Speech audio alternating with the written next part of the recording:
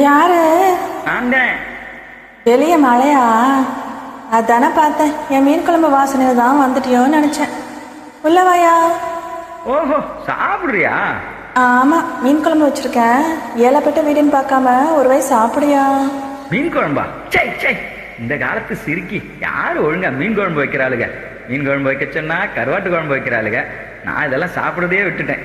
ஏண்டானாப்பா, நானே சாப்பிட்டுக்கிறேன்.